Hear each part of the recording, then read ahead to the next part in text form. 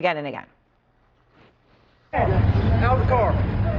For the first time, we are seeing the fatal Minneapolis shooting from the ICE officer's point of view, footage taken on his own cell phone. It's a critical angle of many cameras on this street that captured Renee Good's fatal encounter with ICE agent Jonathan Ross.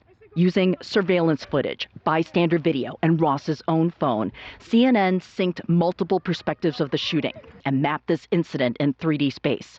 Taken together, they show the fullest picture yet of what happened that day. A home surveillance camera captures the moment Renee Good pulls up in a maroon-colored Honda SUV 4 minutes before the shooting.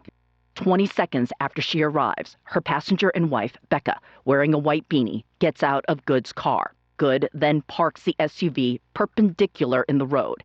Here's how Homeland Security Secretary Kristi Noem described what Good did. ICE officers and agents approached the vehicle of the individual in question, who was blocking the officers in with her vehicle, and she had been stalking and impeding their work all throughout the day.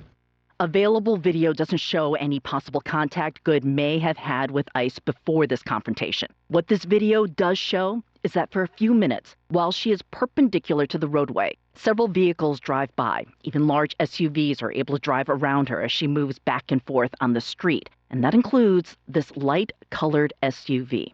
It slowly drives around Good's car from the rear and stops.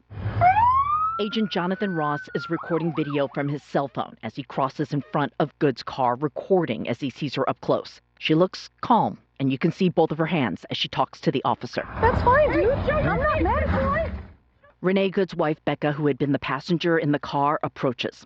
Cell phone cameras on the street start recording as Ross walks around Good's car with Good's wife following. I say go get yourself some lunch, big boy. Go ahead. Renee Good backs her car up as the agent walks around the front of the vehicle. At the same time, on the other side, 2 more agents approach.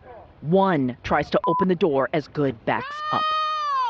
Good's vehicle starts moving. From Ross's cell phone video, you see Becca, the woman in the white beanie, trying to get into the car again. You also see Renee Good turning the steering wheel to the right. Get out of the car. She then accelerates. Slowing this down again and matching the exact time of these 2 angles. This angle appears to show the vehicle moving close to the agent. But in this angle, he does not appear to be in the path of the vehicle when he fired.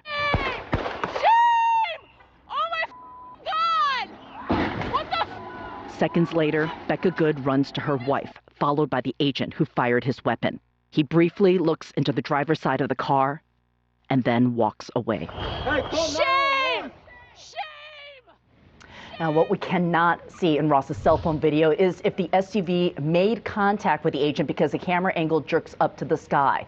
But DHS still says it supports the agency's initial position, releasing this statement saying, quote, "The footage corroborates what DHS has stated all along, that this individual was impeding law enforcement and weaponized her vehicle in an attempt to kill or cause bodily harm to federal law enforcement. The officer was in fear of his own life, the lives of his fellow officers, and acted in self-defense. The American people can watch this video with their own eyes and ears and judge for themselves." The shooting itself, Aaron, is also not visible. You do, though, hear 3 gunshots. Aaron. All right, Kyung La, thank you very much. That